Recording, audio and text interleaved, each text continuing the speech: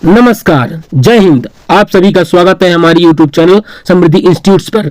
आइए हम आप लोगों को बाल विकास की अगली क्लास में लेकर आ गए हैं। तो चलिए हम शुरू करते हैं अपनी बाल विकास की क्लास। तो आप सभी पेन कॉपी लेकर के तैयार हो जाएं। शुरू करते हैं आज का हम पहला सवाल। हमारा पहला सवाल है, कह रहा है कि मानसिक स्वास्थ्य और डैश डैश में घनिष्ठ संबंध है। तो मानसिक स्वास्थ्य और किसके साथ घनिष्ठ संबंध होता है? क्या अभिवृत्ति के साथ होता है, स्वीकार्यता के साथ होता है, बचने पर होता है, समायोजन पर होता है? तो हमारा ऑप्शन नंबर डी है, वह सीधे मानसिक स्वास्थ्य किसका संबंध होता है? समायोजन के साथ। ऑप्शन नंबर डी हमारा सही हो जाएगा। तो हम चलते हैं अपने अगले सवाल पर। हमारा अगला सवाल क्या कर रहा है कि बुद्धि के द्विखंड सिद्धांत के प्रतिपादक किसने किया था? बुद्धि द्विखंड सिद्धांत, एक यस और जी, दो प्रकार की बुद्धि को किसने बताया है? इसको बताया है गिलफोर्ड ने। किसने बताया है? थर्स्टन ने, गिलफोर्ड ने, स्पीयरमैन ने, गेने ने। इसको बताया ऑप्शन नंबर सी, गिलफोर्ड ने। हम चलते हैं अपने अगले सवाल पर। हमारा अगला सवाल कह रहा है कि निम्नलिखित में से कौन सा कथन सत्य है? इनमें से कौन सा कथन सत्य है? तो क्या ऑप्शन नंबर कह रहा है कि विद्यालयीकरण का बुद्धि पर कोई प्रभाव नहीं पड़ता? क्या जो बालक विद्यालय है वो बालक की बुद्धि पर कोई प्रभाव नहीं डालता है? कि आनुवांशिक बनावट व्यक्ति की परिवेश की गुणवत्ता के प्रति प्रत्युरात्मकता को प्रभावित करती है? हाँ, ये तो है कि आनुवांशिकता जो है व्यक्ति की बनावट जो है और परिवेश की गुणवत्ता के प्रति प्रत्युत्तरात्मक को प्रभावित करती है। अगला देख लेते हैं। गोद लिए गए बच्चे का वही बुद्धि लब्धांक होगा जो गोद में लिए गए उसके सहोदर भाई बहनों का होता है। ऐसा तो नहीं होता है, क्योंकि गोद में लिया गया बच्चा अलग अलग ढंग से करते हैं। अनुभव मस्तिष्क के विकास को प्रभावित नहीं करता। ये भी नहीं वाले तो सीधे गलत हो जाएंगे। अब हमारा आया ऑप्शन नंबर बी, ये क्या हो जाएगा? सही हो जाएगा। हम चलते हैं अगले सवाल पर। हमारा अगला सवाल कह रहा है कि निम्नलिखित में से कौन सा वाइगोत्स्की के सामाजिक सांस्कृतिक सिद्धांत पर आधारित है? इनमें से कौन सा जो है सामाजिक सिद्धांत पर आधारित है? तो सामाजिक सांस्कृतिक सिद्धांत किस पर आधारित है? अंतर्दृष्टिपूर्ण अधिगम पर, सांस्कृतिक निरपेक्ष संज्ञानात्मक, यही गलत हो रहा, पारस्परिक शिक्षण पर, सक्रिय अनुकूलन पर। तो हमारा ऑप्शन नंबर बी जो है इसमें ऑप्शन नंबर सी हमारा सही हो जाएगा। पारस्परिक शैक्षणिक सिद्धांत जो है किसने दिया है? वाइगोत्स्की ने दिया है। समाज के बारे में, बालक का विकास के बारे में कौन बताया है?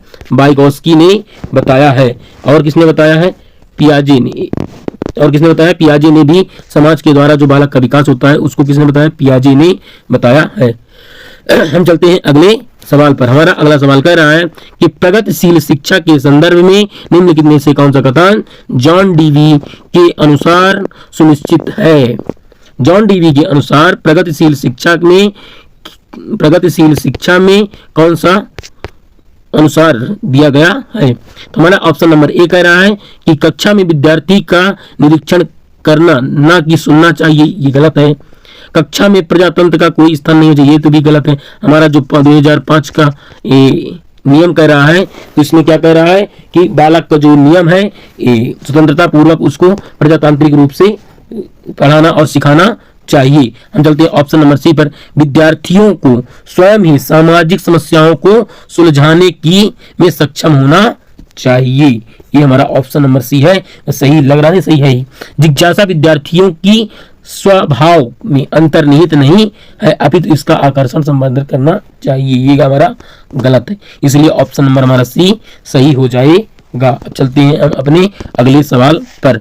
हमारा अगला सवाल कह रहा है कि निम्नलिखित में से कौन सा आलोचनात्मक दृष्टिकोण बहुबुद्धि सिद्धांत के संबंध में नहीं है?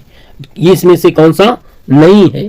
तो नहीं वाले तो होंगे, जैसे इसका कोई अनुभवात्मक आधार नहीं है, ये भी तो गलत है। यह शोध आधारित नहीं है, ये भी गलत है। बहुबुद्धि भिन्न भिन्न विद्यार्थियों के लिए विभिन्न पद्धतियों की मांग करती है। ऑप्शन नंबर हमारा सी सही है।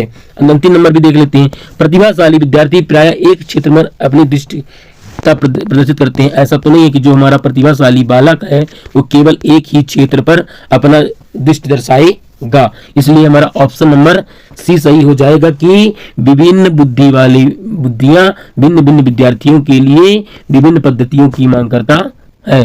अब चलते हैं अपने अगले सवाल पर। हमारा अगला सवाल कह रहा है कि बहुबुद्धि सिद्धांत की वैध नहीं माना जा सकता, वैध नहीं माना जा सकता क्योंकि यह सर्वाधिक महत्वपूर्ण सामान्य बुद्धि जी के लिए अनुकूल नहीं है। ये भी गलत है।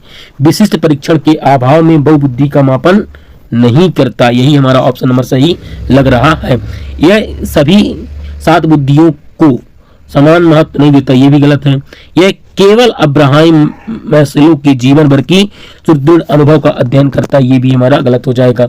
इसलिए ऑप्शन नंबर हमारा बी सही हो जाएगा कि विशिष्ट परीक्षण के अभाव में हम भिन्न बुद्धियों का मापन नहीं कर सकते हैं। हम चलते हैं अपने अगले सवाल पर। हमारा अगला सवाल क्या कह रहा है कि निम्नलिखित में से कौन सा एक अन्य विकल्प से संबंधित नहीं है। इनमें से कौन सा एक अन्य विकल्प संबंधित नहीं है। स्व आकलन के कौशल को प्रतिमानित करना, जो बालक उस स्वयं का आकलन करना जो है वह किस पर आकलित करता है। प्रश्नोत्तर सत्रों का संगठित करना, ये प्रश्नोत्तर संबंधित इच्छा तो है नहीं। किसी विषय पर विद्यार्थी को प्रतिक्रिया का लेना, ये भी नहीं है। प्रश्नोत्तरी परिचालन करना, ये भी नहीं है। इसलिए ऑप्शन नंबर हमारा ए स्व आकलन के कौशल का प्रतिमान जो है ये अन्य विकल्पों से सही है। ऑप्शन नंबर हमारा सही हो जाएगा। हम चलते हैं अपने अगले सवाल पर। हमारा अगला सवाल कह रहा है कि संज्ञानात्मक विकास निम्न में से किसके द्वारा समर्थित नहीं है। संज्ञानात्मक विकास जो है किसके द्वारा समर्थित नहीं है। जितना संभव हो उतनी आवृत्ति से संगत और सुनियोजित परीक्षाओं का आयोजन कराना चाहिए। क्या के संज्ञानात्मक विकास केवल किसके लिए है? ये परीक्षाओं को समायोजन कराने के लिए है। उन गतिविधियों को प्रस्तुत करना जो पारंपरिक पद्धतियों को सुदृढ़ता करता, ये भी नहीं होगा। एक समृद्ध एवं विविधपूर्ण वातावरण उपलब्ध कराना, ये सही होगा। ऑप्शन नंबर हमारा सी जो है सही हो जाएगा। एक समृद्ध एवं विविधपूर्ण वातावरण उपलब्ध कराना जिससे जो है हर प्रकार के बालक एक साथ बैठ करके पढ़ाई कर सके। हम चलते हैं आज के अंतिम सवाल पर। अगर हमारा वीडियो आप लोगों को अच्छा लग रहा है तो हमारे चैनल को सब्सक्राइब करें, लाइक करें, कमेंट करें। हम चलते हैं आज के अंतिम सवाल पर। हमारा अंतिम सवाल कह रहा है यदि किसी विद्यार्थी विद्यालय में लगातार निरंतर निम्न की जगह निम्न श्रेणी प्राप्त करता है तो उसके अभिभावक को उसकी सहायता हेतु परामर्श दिया जा सकता है। यह जो निरंतर लिखा है यहाँ पर क्या होना चाहिए? निम्न होना चाहिए। निम्न श्रेणी प्राप्त करता है तो वह क्या हो जाएगा? वह हो जाएगा ऑप्शन नंबर हमारा कह रहा है घर पर उसको परिश्रम पूर्ण कार्य कराने पर देना चाहिए कि वह निम्न, अगर भाई निम्न श्रेणी प्राप्त करता है, टॉप में नहीं मारता है तो उसको का परिश्रम पूर्ण कार्य कराने लगना चाहिए नहीं। वह अध्यापक की घनिष्ठ संगति में कार्य करे।